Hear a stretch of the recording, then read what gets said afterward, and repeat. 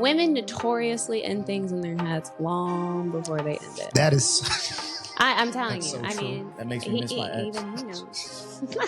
People. Let me preface this with he is a great guy. He's a great guy. And anybody that this ends up, is going to be terrible later. Go ahead. He is a great guy.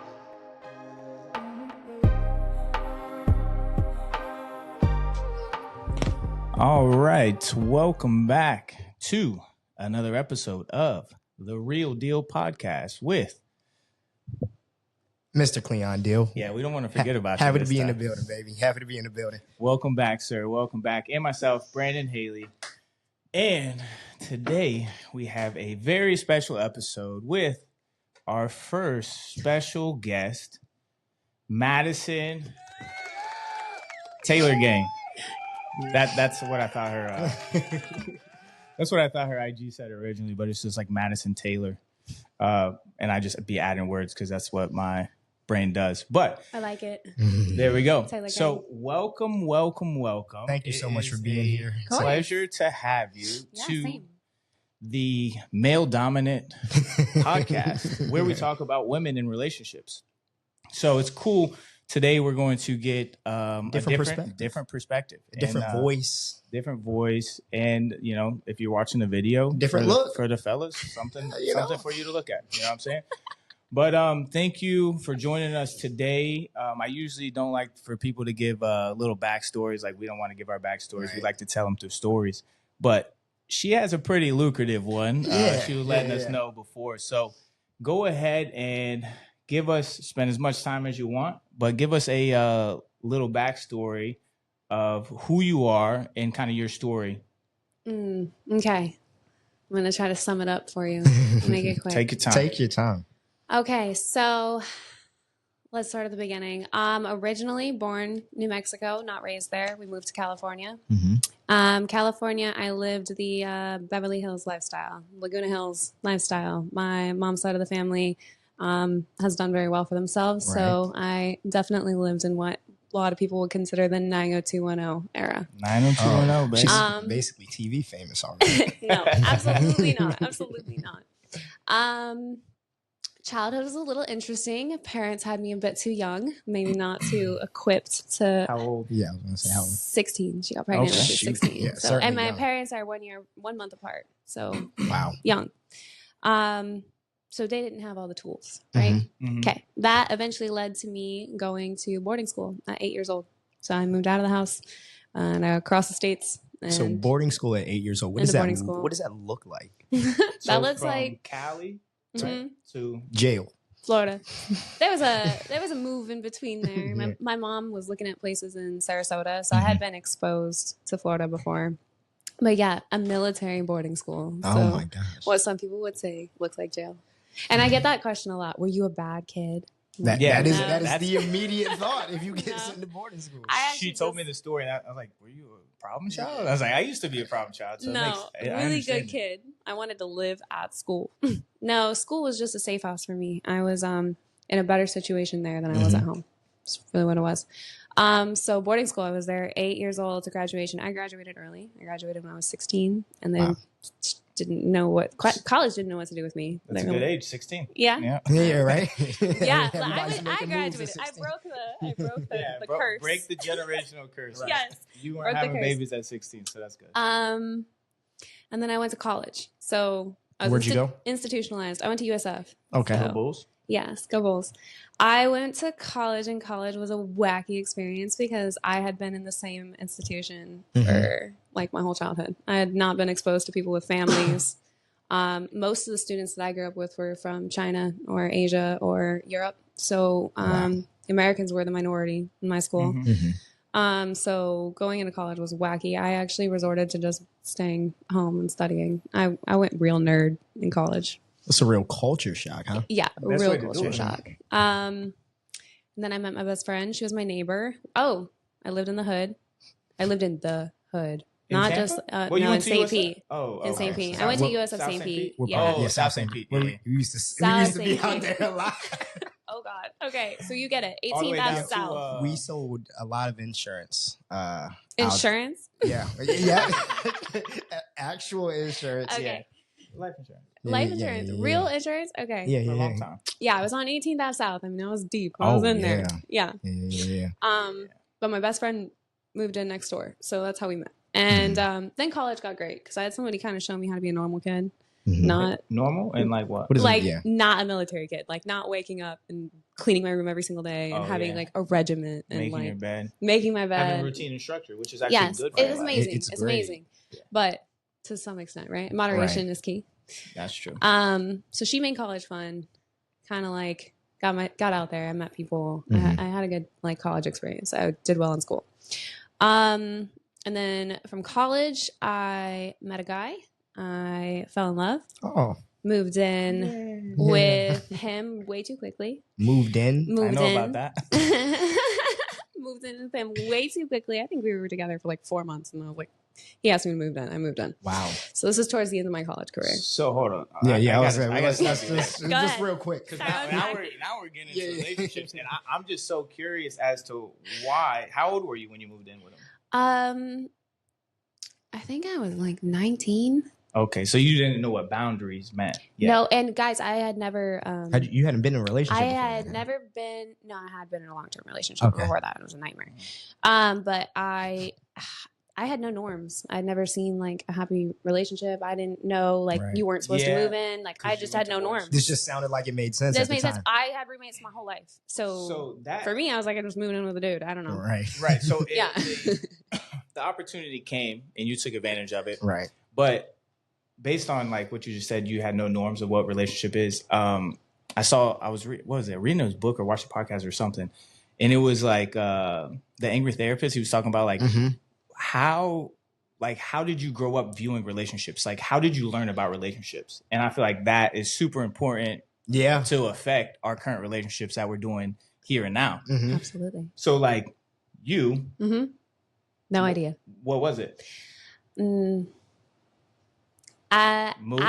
Me was rom-coms. Movies, I'm a rom-com I had nerd. seen what not to accept from your partner. Okay. So the minute somebody gave me my parents. Okay, from your parents. So you knew the what not minute to do. somebody was nice and kind and inviting and willing to like be a partner, I was like, oh, this is safe. That's it. That's all the research I need. Because it's the complete opposite. Complete opposite of what I had witnessed or grown up with. Yeah, that makes sense. And then Cleon's is also way different from mine too, because yours is like parents are married 35 years next year. Oh, I love that. So we got to That's see amazing. that.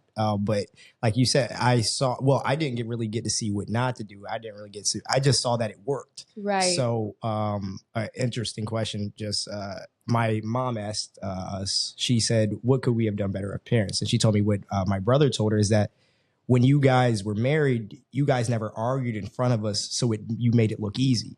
Oh my So gosh. just like him, I never really saw couples arguing. So once I got into relationships and realized that people fight with each other, I'm like, this is very new to me. Wow. Okay. Wonderful. Complete opposite of Yeah, mine. right. yeah. So it's based on like how we learned about relationships, like makes us do these kind of Crazy things with no boundaries. Exactly. And then until we like really learn about it, it's like, okay, maybe that wasn't the smartest thing, but sorry, just not a the little smartest thought thing. there. It was not as smart. But I'm 19. I don't know. You know, you're gonna That's do the things era at of 19. not being smart. Right, Like, you're exactly. 19. I wasn't smart till like 2 years ago. Right. Flash. 3 years ago. That's too funny. I just got smart this year, so I understand. We understand. Live and learn. That's all we can do. Live and learn. So yeah, from college, I fell in love. I moved in with him, and then I had this like esoteric version from movies that was like, you move in, you cook, you clean, and like you just become this like wonderful wife, and then you're loved for it, you know? Right. And happily ever after. Sounds nice. You happily ever. It sounds so nice. So I really tried to assume that role, and you know, to an extent, he did too. He wanted to carry a briefcase and like go to work, and you know, like honey, really, I'm home. Right. It really was that for a minute. It really was that for a minute. So yeah, moved in with him, and then that eventually is not like a movie. So it didn't work out like that. That's usually how it happens. Yeah. I had a real dilemma, and I can say this to this day. This ended 2 years ago. So so this is the story. This is fairly recent. yeah. Okay. We'll jump into this one in a little bit. Okay, but to wrap up the being of me. I Correct. realized real young that my life experience is very hard for people to relate to. And my tolerance for adversity is a lot higher, which naturally makes my empathy for people's struggle a lot lower. Yeah. And that was a big problem for us because an obstacle for him, I was like, you are being a wimp, Suck it up. Like, are you kidding me? I had this issue when I was 12. Yeah. So, yeah. Yeah, growing up and going to a boarding school is going to harden you. Oh, yeah. Especially like as a female. And I didn't even know. I had no idea that's what happened. Yeah. He was like, you're not normal. I'm like, what are you talking about? I'm amazing. As long as you think that, that's what really matters. To be and honest. then after that, I guess that relationship ended and made me, better. And then I decided I was going to full send it on social media. And I think that's what most people know about me now is I'm on social media. And now she's appearing on our podcast. So the power of social media is pretty cool as well. You get to meet a lot of different people. Out of that story, what questions do you have for her? Because there's some good juicy stuff. Material. I gave some good material. Yeah, some juicy stuff in there. So you talked about empathy, right? And so empathy to me is a very interesting topic because I know what we originally planned to talk about letting things go, right? And yeah, so literally. Sorry. when it comes to things like 12 that, minutes in, yeah, right. We're kind of just 12 going minutes in. as we go. But yeah, the topic we did want to talk about was letting things go, as it pertains to relationships, ego, everything you got to let go in life. Yourself. No, you don't want to let go of yourself, but things of that nature. Yeah, that's where we wanted to go with this episode. But we're just going to talk, and whatever happens, happens. You know what I'm saying? That's what we like to do. What I wanted to do was kind of tie empathy into that because I know that, like you said, when dealing with just other people in general, being that you had a lack of empathy, I assume you probably offended a few people. Oh, yeah. And so I'm curious to how that went on your side when you realized you offended them, when you realized kind of your feeling toward these situations weren't exactly normal. How did that go for you? Oh, yeah. I had two situations. Two that I was like, is something wrong with me? For real. Okay, well, let me just preface this with I went to law school. I just graduated law school. And in law school, they teach you to not have empathy. Nobody's problem is bigger than the next problems. The only problem that matters is who you represent. Right. Yeah. Right. So I had to balance swallowing that I lacked empathy while I was going somewhere that was encouraging me lacking empathy. So wait, hold on. Right. So you're being put through a boot camp of not having empathy. No empathy. And the people around me are like, hey, you're kind of a nicer. dick. Like, you're kind of an asshole. So I had one situation. I have this friend, her name's Sasha. She's from the Cayman Islands. I met her in boarding school. I love her. She's an angel, an actual angel from Earth. I think that she's one of the most compassionate people I've ever met. We went to EDC Orlando. Hey. And I was with my ex at the time. We were running from stage to stage to stage. She's trying to get a hold of me. And I have no idea that she's trying to get a hold of me because who knows what's going on at EDC. So long story short, that ended up being a panic attack for her. And I didn't know this. So a week goes by and I don't hear anything from Sasha. And, the rest of the trip was pretty quiet. Don't hear anything from Sasha. A week goes by and I reach out to her and I'm like, hey, I haven't heard anything from you. Okay. And she goes, Maddison, I just want to be real with you. You do not care about other people. And it hurt. This is coming from the person I idolize for her compassion. And she's telling me I lack complete compassion. Wow. I was like, okay, it's time for a self-check. So that started my journey. I needed to work on empathy for other people. I learned problems are subjective. And though your problem may not be as large as mine, the way that it affects you could affect you the same way that it affected me. Yeah, 100%. So that was a life lesson. It was not pretty. It sucks. I cried. It was stupid. I imagine. And that's the whole thing that really relates to people's upbringing and how they handle issues and letting things go. Is that, and also adversity is going to hit people differently. Oh, so hard. Yeah. Absolutely. Yeah. What you might think is a tough day, I might think is a cakewalk. What I think is a tough day, you might think is a cakewalk. Yep. It's all based on what you've been through. And one of my favorite quotes is I never can think of the quote when I want to think of it, but it's it never. I knew it. I'm just kidding. Right. It never gets easier. You just get stronger. Right. So that's a quote that I live by. Is someone else's easy could be your hard, and then vice versa. It's just keep on striving, keep on moving forward, and you're going to be all right.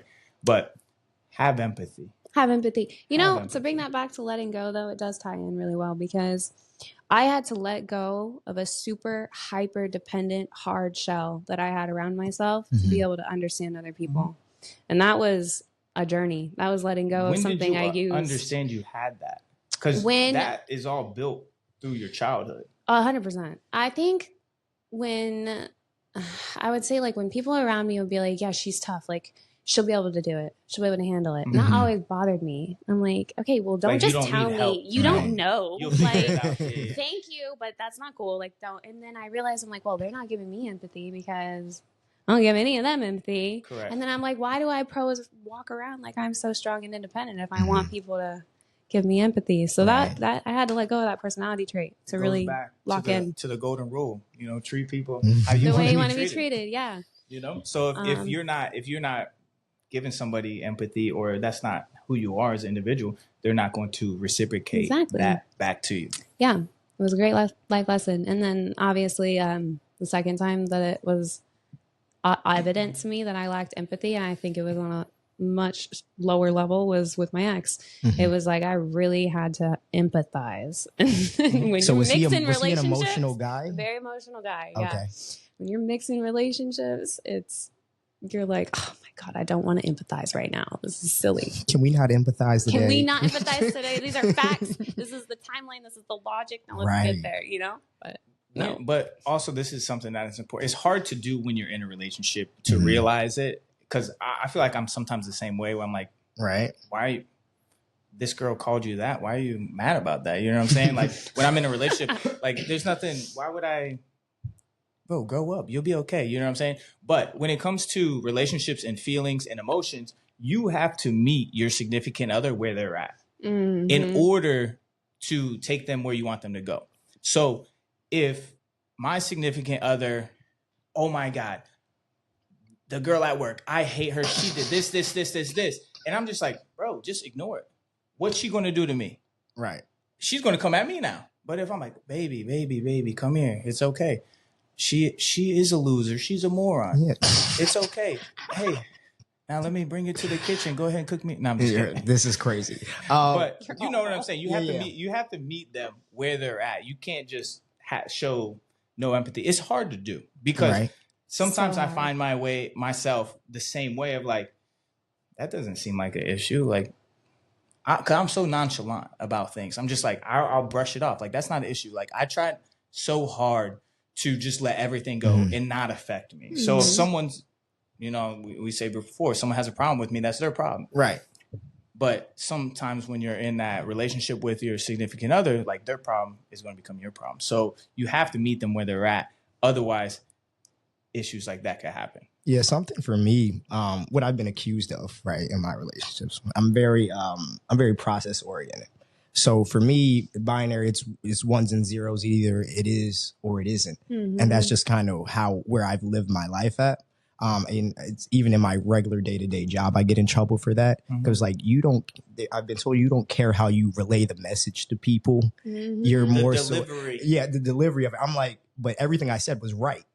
You can't deny everything was right. But he's like, yeah, but you're not taking into account how they're going to perceive it. I'm like, I don't really part. But you know, it's part of the job. The job is the job, but it's part of the growing and learning experience. Because obviously, I take that outside into my relationships, and I've been trying to do a better job of that, trying to listen and understand, and then try to respond in a way that's going to take the emotional part of it. Because, like you said, in a case like that, where you're complaining to me about some girl at work, I'm like, you show up every day. Your job is to go and do your job and come home and make money. Like that's it. I don't know why any of this matters. It is what it is. So I got a question for you, Maddison. Do you think that oh shoot, watch out for that. Watch out for my mic. I'm getting attacked. Attack at the mic.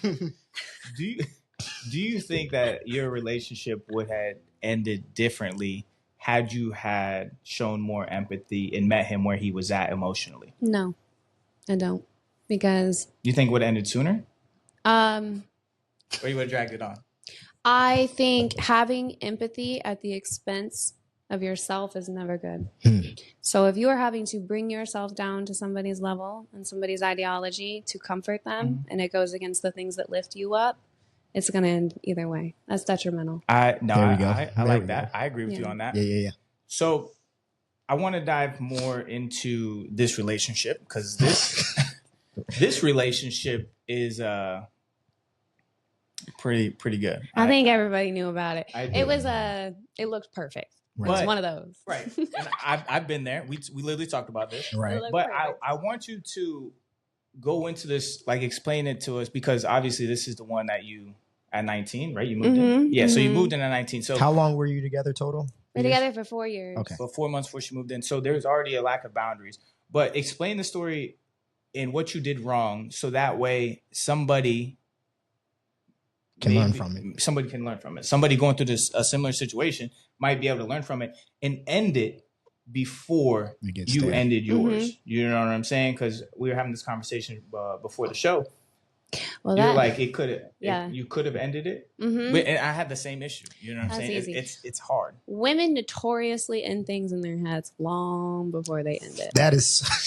I'm telling you. So I true. mean, That makes me miss my ex. even he knows. Evil. Let me preface this with he is a great guy. He's a great guy. And anybody This that is going to be terrible later. Go ahead. He is a great guy. So yeah, we're not trying to talk bad about anybody, No, even when we not talk at about all. our own exes. We But don't ever do that. So To help somebody in a relationship with a great guy, they just know is a good person. Right. And this person does not deserve to hurt, and you don't want to hurt them because that's really what prevents it. You don't want to be the person that hurts them. So you had empathy at that point, but not before. I exercised the most empathy with him. So I'm on the journey of learning to be empathetic, and I have the biggest test in front of me. So usually how it works. That's how you learn. That's how it works. It's how the universe brings you things you the need. best learning experience. It is.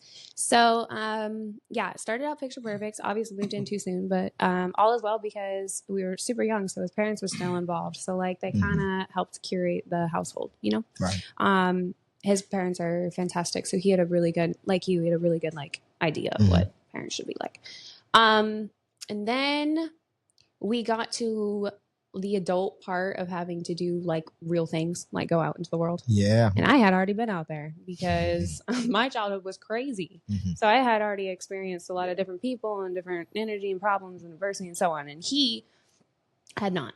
So when he went out into the world, he came home and it just kind of beat him up. And I had to spend a very good portion of that time explaining to him that there's going to be bigger issues. So we got to get a little bit better at processing the ones that we're going through right now. So you felt like you spent a lot of time babying him almost. A lot of that. And like mothering. Not mothering, because I think the world was just a little overwhelming for somebody that was so taken care of for so long. Yeah. It was overwhelming for me, and I wasn't taken care of. So like I understand. Like I can relate to that. Like I went through trials and tribulations of trying to figure it out myself, and luckily, like I'm at a spot to where I feel the best I've ever felt. But it's like it's overwhelming for everybody. Tough. It's overwhelming for everybody. But his response to it being overwhelming was to beat himself up and to pause and like shut down. Yeah. And I can relate to that for sure. I do not pause. Like I am if there's a problem, we are going to find that solution right now. Right. Or we're going to make a step towards one. So you mothering him made you lose your feminine energy entirely. And he was acting in more feminine energy. Yes. But I understand like where he's coming from for sure. Like when stuff gets tough. Most guys do. Like usually when I talk about this, they're like, "Oh yeah, I went through that." Yeah. Well, I'm like, "Oh." Yeah. Like the year we all go through literally it. 2020 when I was fizzling out of life insurance before I started getting into nightlife. It was such a dramatic, like, everything's so tough. I don't want to do anything. Like, I'm just stuck. Right. So I didn't know what to do. And that just comes from not working on yourself. Once you let yourself go, then that's the kind of things that you do. You're just lazier. You're depressed. You're not doing anything because you're not doing the inner work. You're not working on yourself. Correct. So as long as you continue to work on yourself, you're not really going to have to fall into those kind of depressive moments, lazy moments when the world comes at you. So he was having those depressive episodes, and then obviously accompanying depressive episodes, you get into habits. So he was drinking, and I was on a totally different wavelength. I was, just starting law school. I'm a complete nerd. So if I have something to dig into, I am going to be super passionate about it, excited. I wake up motivated. I have never in my life ever taken a moment from the gym. Like, I am always regimented. I cook constantly. I clean. Like, I'm always go, go, go. So to come home and somebody not be there and somebody need me to talk about why they're not there, but them not do anything to get themselves out of there. Right. I was like, man, this is a lot. Like, this is killing me. That's essentially what happened. I mean, I just got tired. We didn't even get into the juicy part yet. What do you mean? Oh. So how long? Man. Hold on. So how long into the relationship did you start to realize this? Like, hey, I'm being his mother, and I'm not being his significant other. I would say 2 years. 2 years into the relationship, and then proposed. What happened? There we go. I was engaged. You were okay. I was engaged. I was forever engaged because there was never a date. Okay. Oh, gosh. Okay. So a date was never set, but you had said yes. Yes. So how does that make a girl feel? Just out of curiosity. How does that make a girl feel? Loved. It makes a girl feel loved. Okay. Not to like bash. Scared. The situation. Scared as hell, actually. No, I'm going to answer that question. How does that make a girl feel? Obligated and scared. And because there's no timeline inside. You have no idea when this is going to happen. Well, I wasn't concerned about what that was happening. I was going to law school. That made that decision. Made what decision? You made the decision to not set a date. No time date. No date. Oh, so no you date. got proposed. I had priorities. And you're like, I'm not worried about when this happens. No, I'm not. We're together. We cook, clean, and sleep in the same house. This is the last thing I'm concerned. I need to get my career going. Right. I need, we are married. Okay. This is established. Everybody knows it. Right. Friends, family, everything's commingled. There is no reason. I'm not. So you didn't need all that extra now. stuff. No. You don't care about that. I'm more worried about going to law school and being a lawyer. I don't need any of that. So yeah, which is a very masculine energy. Making sure you got your ducks in a row. Naturally, right? Because I want to make sure I can take care of myself. The boss babe culture, and based on how your childhood went, that makes sense. Yeah. That's my hyper independence right there. So yeah, no date. So I was engaged with no date, and did that come out a lot?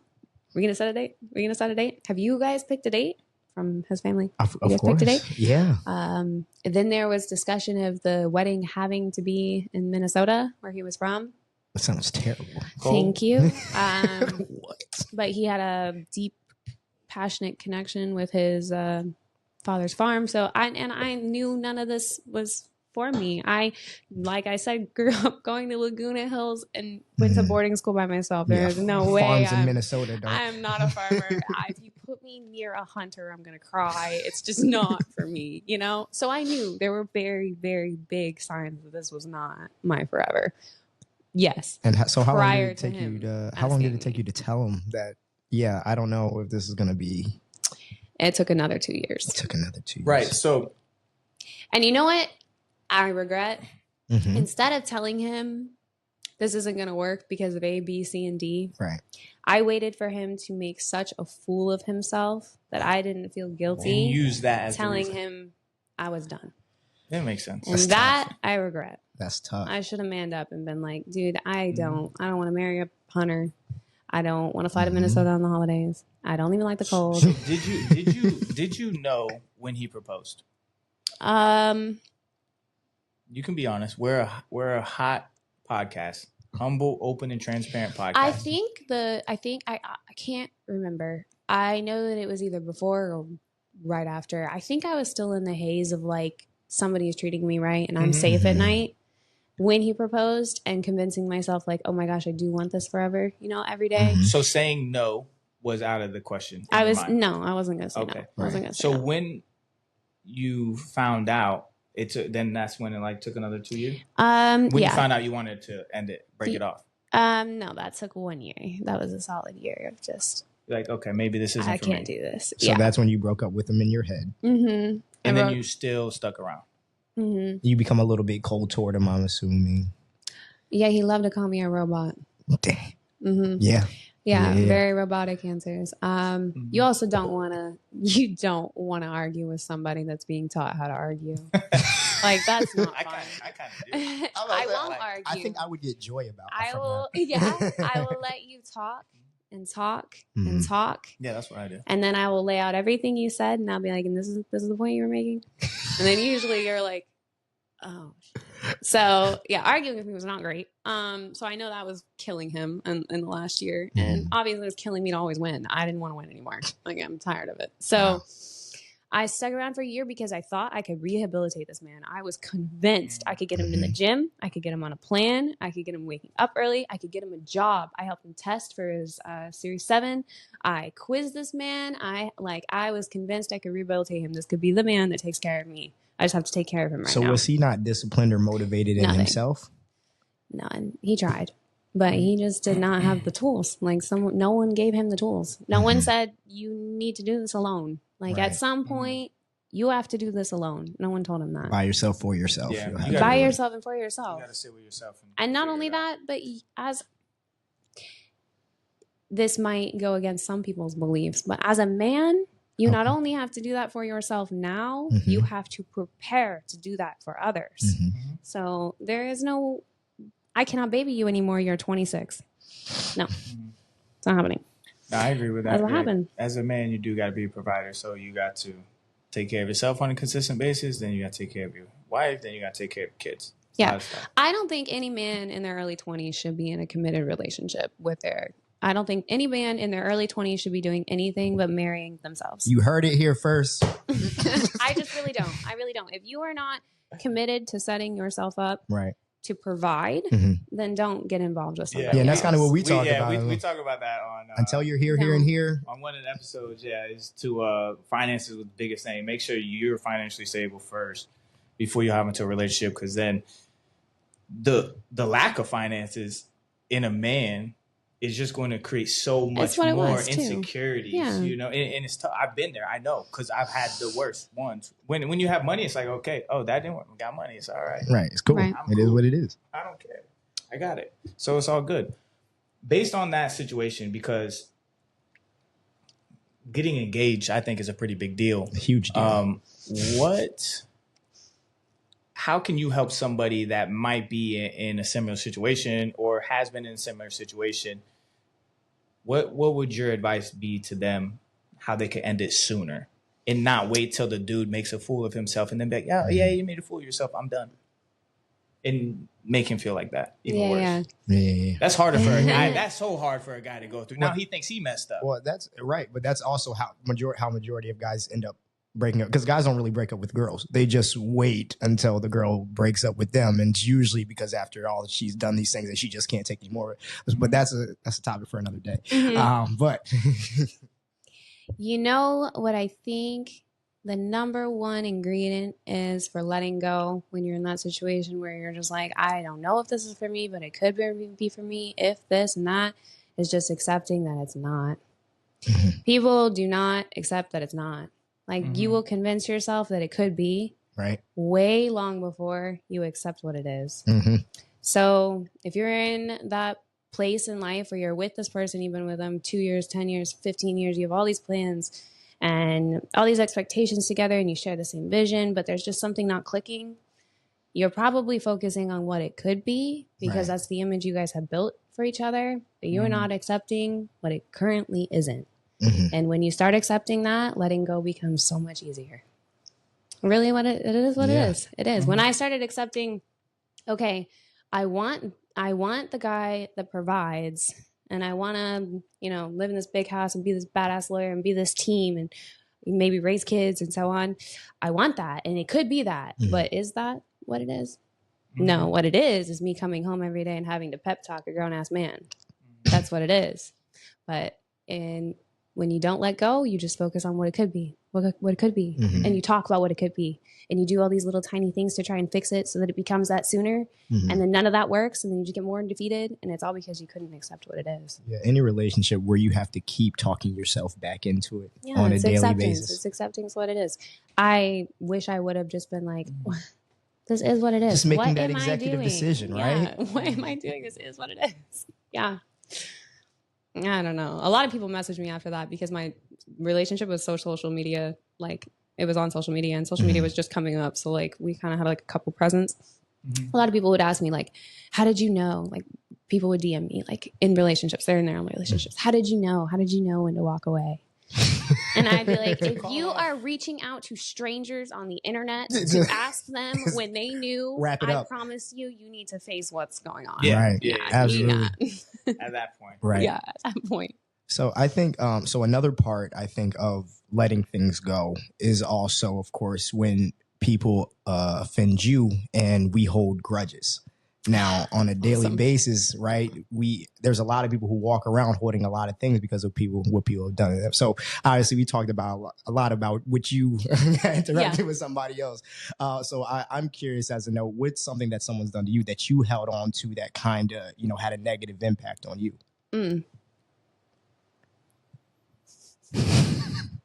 Man, no pressure. No.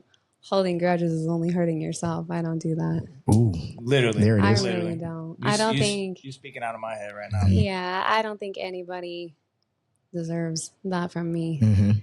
That's a whole lot of space in my head they'd take up. I got room for that. And there's too much going on in my head already. So yeah. And that's why I wanted to ask that question, because obviously with us, we're pretty laid back people who don't really let a lot of things get to us. And so I think about a time where I tried to be mad for a full 24 hours. And it was the most exhausting thing that I've ever done. I used to do 2-a-days back in high school, and that was more tiring than that. Awesome. Yeah, no, I don't. I can't think of a single person or something that's been done to me that I'm like, I just can't let it go. All right. So I'm gonna read a question from here. This whatever this thing got some pretty good questions. AI. Yeah, right. AI. You gotta love AI, man. Love AI for the podcast. All right, Madison. So, what, in your opinion, what's the difference between giving up and letting go? Oh my God, that is the question. And then, are you giving up or are you letting go? And then share a personal example where you navigated that distinction. You're giving this essay prompt. Yeah, essay prompt. I don't know. Is giving, I think the difference that most people would assume is applicable is giving up and giving up is considered quitting and it's a negative thing. Mm-hmm. Letting go is considered something positive, is something good for yourself. Right. But are they? There's two sides of the same coin. Mm-hmm. They're the same thing. It is. You're giving up a drinking problem and letting go of a drinking problem is a good thing. That's a good thing. Giving up on a relationship that is harming you as an individual and letting go of somebody that is harming you, that's a good thing. I don't think they are different. I think they're the same thing. I think they try to separate it into, are you doing something that you're supposed to do or not? Right. So if you're doing something that you're supposed to do, like you're training every day and then you stop training, you've given up. Right. But if, like you said, you're drinking every day, you're not supposed to be drinking every day, you're letting it go. Yeah. It's also who's on the other end of it. Absolutely. Yeah, I'm sure for him, I gave up. You gave up on him. For me, I'm letting this go. And when he tells this story, that's how he tells it. Oh, yeah, she gave up. Everybody's going to have different perspectives on it. Yeah. All right. I agree with you. Giving up and letting go. All right. I like this one. What old story about yourself did you need to release to become who you are now? Ooh. Honestly, guys, I don't think most people know I went to boarding school. I dungeoned that story about myself. Oh, wow. I got to college and I was like, no one needs to know this. No one needs to know. Now everybody knows. Everybody knows. Yeah. And then not until the last 2 years did I start being like, oh no, actually I went to boarding school, because I was like, I actually need to talk about this. People have no idea where part of me is coming from because they don't know this about me. Why were you hanging on to that? I think the reasons I went to boarding school were pretty dark. They're pretty heavy for a lot of people to handle. Right. I come up in a house of addiction and I needed to be somewhere safe. And it wasn't until I got out into the world in college that I realized that's not normal. Like kids don't need to be sent somewhere. I didn't know that's how the world worked. So I was like, oh my God, I cannot tell anybody this. I held that and made that quiet. If anybody said anything about high school, I just talked about high school. I didn't need to mention that I lived there. Right. Middle school, I just went to middle school. Didn't need to mention it. So yeah, I just started talking about that. It feels good to talk about. People are like, really? Yeah. Cleon, what about you? So, what a story about? Yeah. What old story about yourself did you need to release to become who you are now? I think that really my story of 19 to like 24. Those years in my life were super crucial to where I'm at now, right? Because 19 is when I moved from Maryland to Florida here by myself. Because number one, it was a crazy story. It was after my second year of college, Frostburg State University.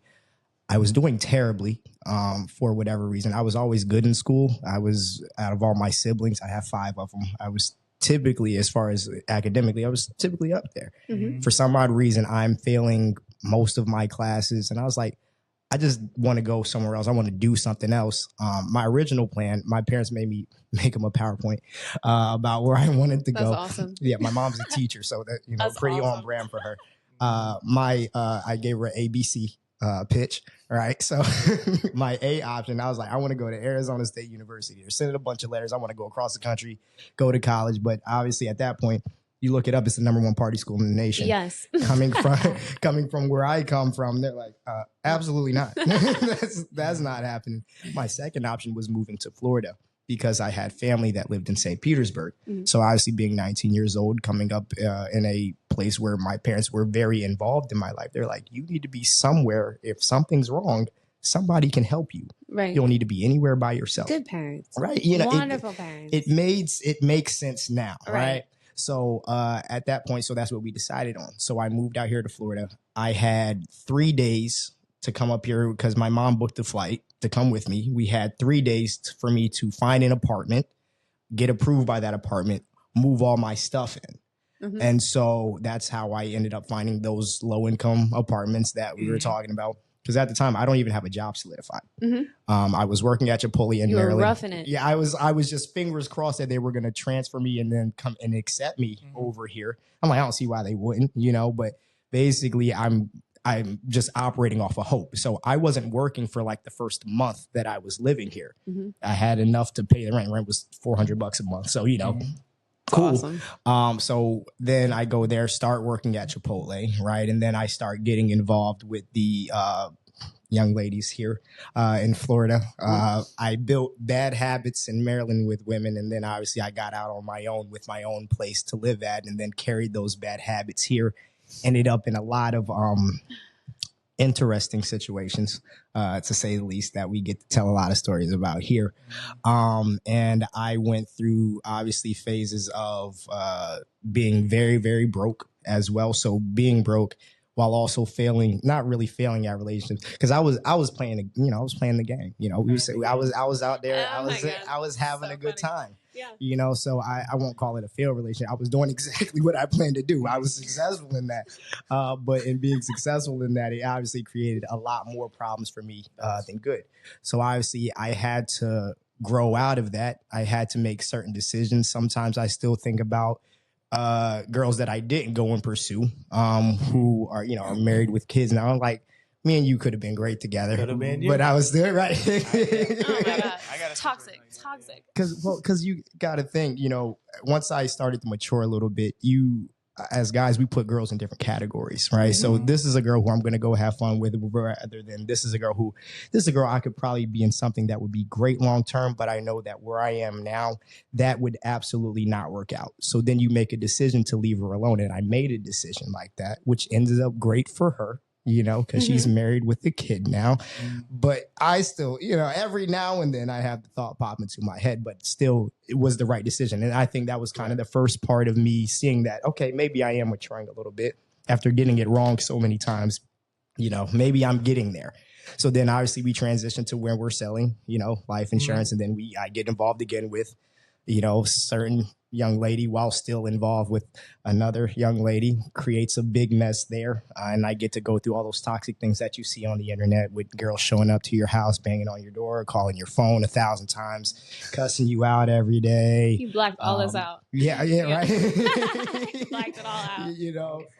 So that portion of my life while I was living like that is crucial to kind of where I ended up now, because now I see what life that I absolutely don't want to live. And I also see kind of, if that was a path that I decided to stay on, where I would end up. And I would end up like them 50-year-old dudes we see at the club looking for these 20-year-old girls. And that is my biggest fear right now in my life, to be one of these, to be a 50-year-old trying to flirt with some 21-year-old at a club. Absolutely. It keeps me up at night. Yeah, that's a sight to see. What's the question again? I have some stuff brewing in my head. I just need it. What old story about yourself did you need to release to become who you are now? All right, so I would say release. Oh, nice. It's okay. It's just the phone. That one. The back is like non-existent. Actually, it's so cracked. It's so. So what old story? Yeah, definitely when I was younger, the story of me being so insecure and then finding escapes in women, alcohol, and basically all the things, all the fun stuff you really shouldn't be doing. But it's the mindset where I was at is because obviously you got to learn how to live being short, right? Come on, man. That's a thing. We don't talk enough about stuff like this. That's an insecurity as it is when you're growing up. Absolutely. So it was the insecurity of being short, broke.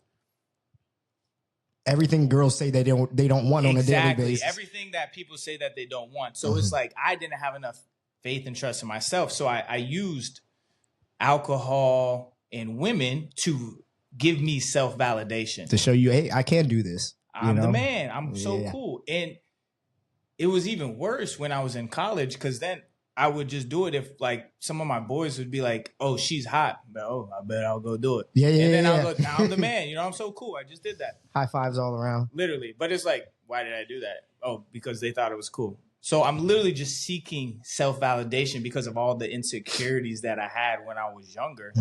And then that's like literally that lasted up until like after college. And it's just like using the same cycle, alcohol, women, for validation, right, to feel good about myself. Now, like I literally don't need anything. I get rejected, I'll be cool.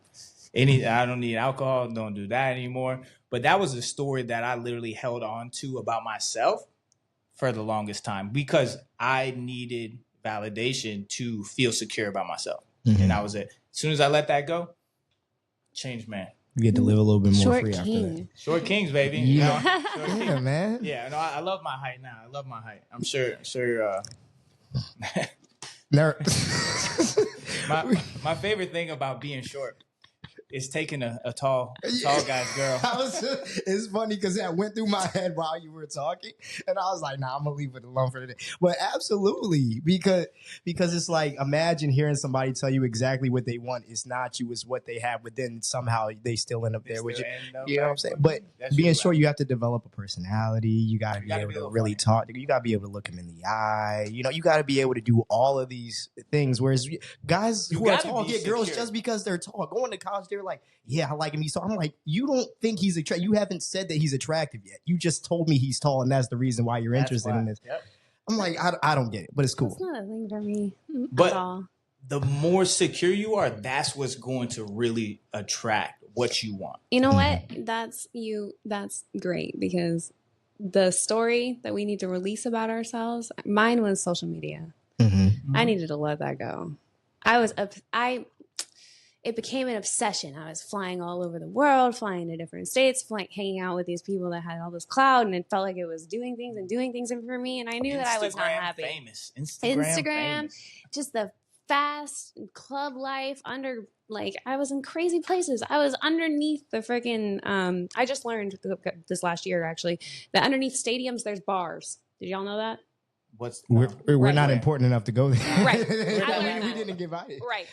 I'm sitting in this bar underneath the stadium in Miami, the basketball. I don't know what the sport was. Oh, okay, yeah. No, I do. Okay. You didn't know that? Okay, I'm underneath there, and I'm thinking, this fucking sucks. I just want to go home. I just want to cook. I needed to let that go. What was my obsession with living that lifestyle if I didn't even like it? I let that go, and I am the happiest person ever.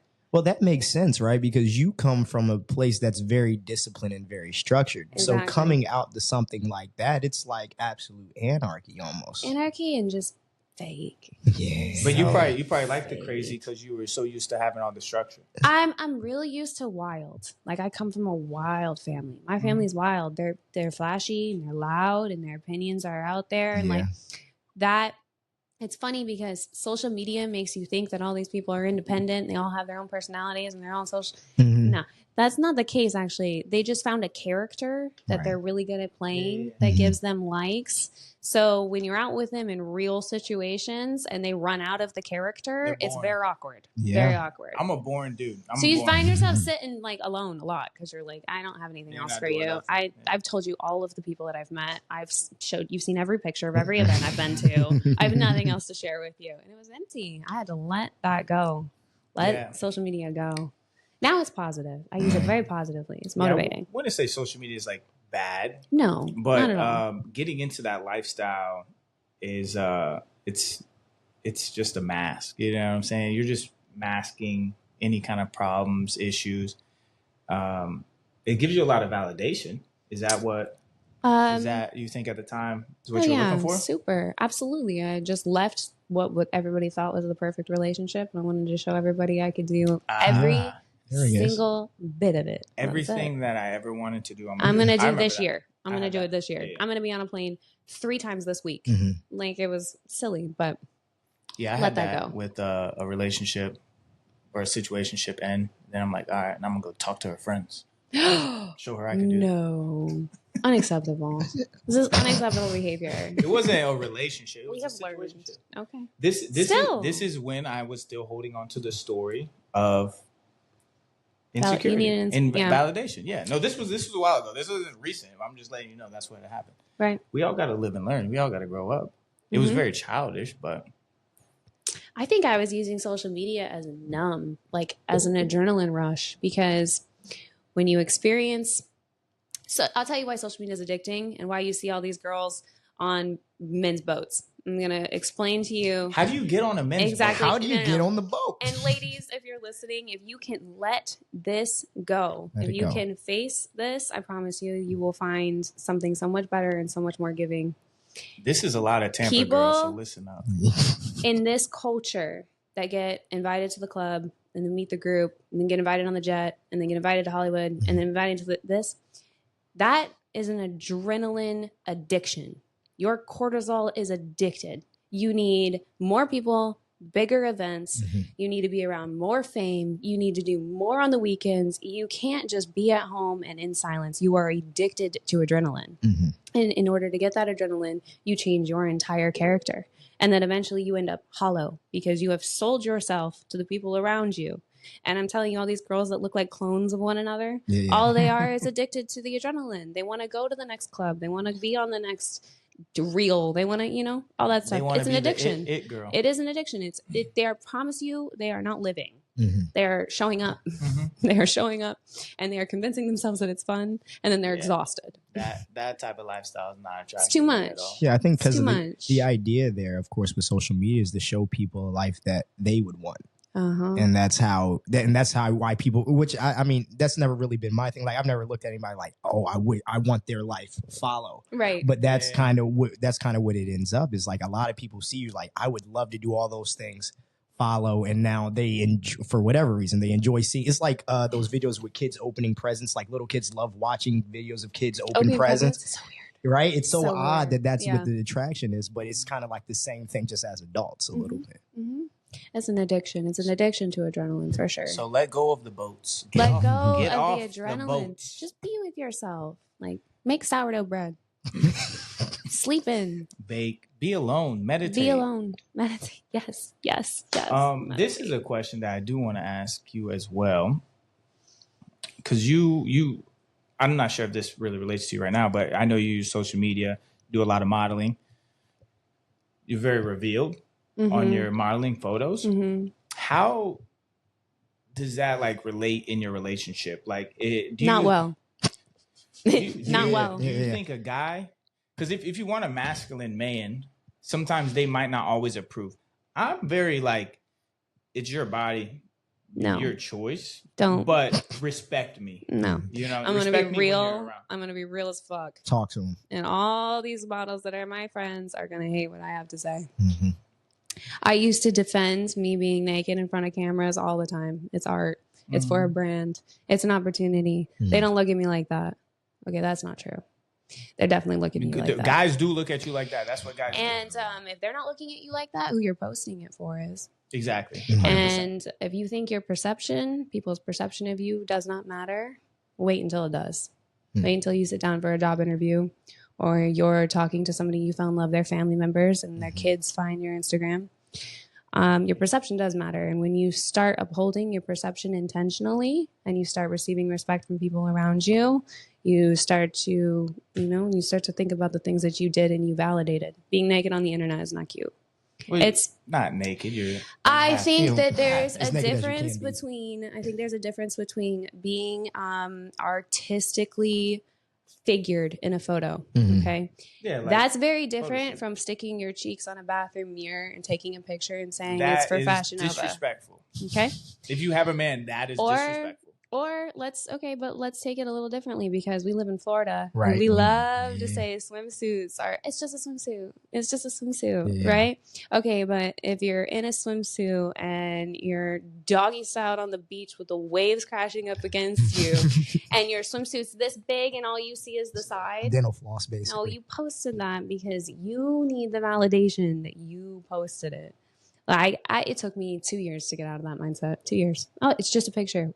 Don't try and control what I post. Don't control what I wear. An issue. That was a topic of discussion. But how embarrassing. I'm sitting at a table of, I'm sitting at a table of lawyers, and one of them goes, "Oh, I follow you on Instagram." Yeah, that's tough. That's gotta be tough. So that's when it became more aware for you? Yeah, and I met somebody that really loves me as a person.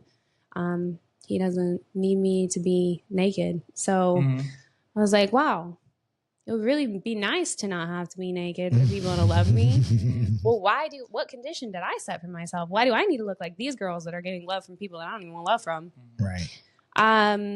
If you're having problems in your relationship where he's telling you you're showing too much skin and you are actually genuinely close to naked, you're in teeny tiny little swimsuits and I can see your features through your shirt. That's a nice way to say it. And you're validating it. I don't know. You need a moment with yourself. Yeah, I think there's a fine line. There is a fine line. There's a fine line. Obviously, I would want my significant other to express herself through the way she wants wardrobe. to express herself. You know what I'm saying? So I don't want to make her not have to wear certain things that she feels comfortable and confident in. But at the end of the day, whoever's in a relationship with me, you have to respect me. You have to respect me. Well, pay attention. Booty out, cheeks out. Who are you attracting with the photo? Yeah, pay that's attention. the question. Who are you attracting? Who's praising you for it? People with boats. People with boats, right? And then really think about that. What does that mean to you? What is the 42-year-old man that's paying for you to fly to the Belize? What does his opinion matter to you? Do you need that? Is that feeding you? No, but what about your high school friends that know you as somebody else and they're trying to explain to their wives why they still follow you? Because now it's just... No, that's the homie. Booty. You know what I'm saying? Yeah. I've known her for years. Oh, I've known her for years. Yeah. What? No, that's crazy. I do think there's a fine line. I think you're right. I've definitely done some artistic shoots that required me to be somewhat nude, and it was very professionally done. It was beautifully done. It's artistic. I think that they articulated a feminine body in a beautiful way, but I've definitely posted some things before that's completely unnecessary to post. So right now, currently, with your current state of mind and how you are now, would you listen to your man if he told you not to wear something? No. Because I make very calculated decisions about what I wear. Yeah. If you are having to tell her what to wear, you are not going to ever be heard. She's in her phase. I'm sorry. She's in her phase. You tell her not to wear it, she's going to want to wear it. She's going to want to wear it. That's how it works. She's in her phase. She'll figure it out. She'll learn. And it'll take some time. It'll take too many guys at the gas station hollering for her to be like, God, where's a sweater? I need to put a sweater on. Validation. Yeah. Validation, man. It's a drug. It's an addiction. I had it. That's a story that I had to tell myself. Oh, I need this. I need the alcohol. I need hang out with these women. I need to get their validation to feel something about myself. But now we don't need any of that. It's just the stories that you consistently tell yourself. That's why you act that way. I think the most beautiful women on social media too are always clothed. Mm-hmm. They always look good. Well, beauty is in the face, the eyes. Right, that's the first thing I'm gonna be attracted to. If I'm posting myself naked and I'm receiving all this attention for it, what am I going to think is beautiful? Exactly. I'm gonna do it again. That's what got the results. And then to encourage myself and to motivate myself and to inspire myself, what am I gonna do? I am going to give that attention to other girls that are doing it. Mm-hmm. Exactly. And then I'm going to fill my whole world with the belief system that what most people think is beautiful is naked girls on the internet. And y'all empower each other, talk to each other. That's because guys are creeps. Yes, 100%. Correct. You're benefiting from that. Girls live in Delulu for sure. So you get validated by a whole bunch of creepy men. Yeah. Yeah, I like that. So you look great, baby. We all hold responsibility in this. Absolutely. We all do, for sure. I mean, you guys are definitely playing a part in why girls do this shit. Absolutely. The younger version of me was feeding into it like, yeah. I mean, I will appreciate it from a distance, but I'm not going to like it. Or I'm going to try not to like it. You know what I'm saying? I'm not going to try and give you the validation because there's already too many people giving the validation. I don't want to add on to that because some people need to take it away. Yeah. And that's what I'm going to try and do. Take it away. You don't need to be... You can be clothed and be beautiful. That's my opinion. We've seen the captain save a hose too. Yeah. We've seen the girls that post naked and then end up with a perfect husband, and then they feed the girls that don't think they need to be naked. I've seen that a lot. Yeah, I'm not saving anymore. Yeah, I've always told people, I'm like, when it comes to this situation, I'm like, you can't get mad at a product for being bought. At the end of the day. Correct. So it's like we can act like we're mad at women for doing it, but if they didn't get something from it, if people weren't consuming that content, then they wouldn't be doing it. They would do something else. Also, don't date a girl that's already doing it. That's fair. That is I don't understand that. If you're insecure about it, don't do it. Not like, what are you doing? You're gonna meet a girl that's famous on social media. You can change her for her butt. You can change and then you're gonna tell her what to wear. That's crazy. I also think it's different. You were getting paid to do it. Of course. Okay, yeah, that's way different. Like if that's your life, you're getting paid. Give me some money, baby. No. Brandon's a little more accepting. If it's a job, hey, go ahead, do it. I think if anybody says if you're getting paid for it, then it's okay. Then that's a whole nother reason to walk away. Yeah, now it's prostitute. It's fine. It's wrong. It's your job. It's wrong. Sure. But yeah, as we kind of wrap up here, Maddison, first and foremost, thank you again for being here with us. This has been a lot of fun. What do you feel like is the most important takeaway for somebody else when it comes to letting things go? Accept what it is in the now. Accept what it is right now. All of your thoughts are destined to be either the past or in the future. You find yourself thinking very often in the past or very often in the future. You take a moment to accept what it is now. I guarantee you'll find the answer. And you just gotta let it go. Beautiful. Brandon, what you got for me? What was the question? The most important takeaway for somebody when it comes to letting things go. What do we want to leave them with? How much do you love your peace? If the answer is a lot, learn to let that shit go. That's all you got to do. I love me enough. And that goes to like having a relationship with yourself. I love me enough to not let outside things affect me too much. And when they do, that start to, you start to get a little anxious, like you start to get that little closure in your heart, then it's just even more of a time for you to sit down in silence with yourself, meditate, pray, release everything that you're feeling. That's all you got to do. Right. If you love your peace that much, that's all you got to do. Like if it's that important to you, learn how to sit in silence, meditate, pray, and release it. There we go. Literally speak it out your mouth. Whatever it is that is bothering you, I release this. I let it go. That's all you got to do. That relationship, that job, your eating habits, your laziness, your lack of discipline, whatever it may be. I release that from me. It is no longer a part of me and move on. There we go. Continue to do that until you're the person that you say you are. Beautiful. And Mr. Deal, what's your takeaway? For me, I would say understand what season you're in. Understanding what season you're in is going to help you understand what's for you right now and what isn't, what you need to hang on to and what you need to let go. Because as we move through life, we understand, like, as a child, I did childish things, so you held on to childish things. But as you transition through life, it's time to let that portion of it go and move to the next thing. Mm-hmm. So understand what season you're in, what this season is for. And then that way you'll understand what you need to have with you during this season in order for it to be successful and for you to be able to move to the next one successfully. 100%. Well said. Thank you so much. All right. Once again, thank you, Maddison. Where can we find you since you love social media so much? Give us your ads, please. Maddison Taylor G on everything. Maddison everything, Taylor G, spelled out MADDISONTAYLORRR G. Taylor Gang. 3 R's. Taylor Gang. Thank you guys for showing up to another episode of the Real Deal Podcast. We'll see you guys next week. Thank you.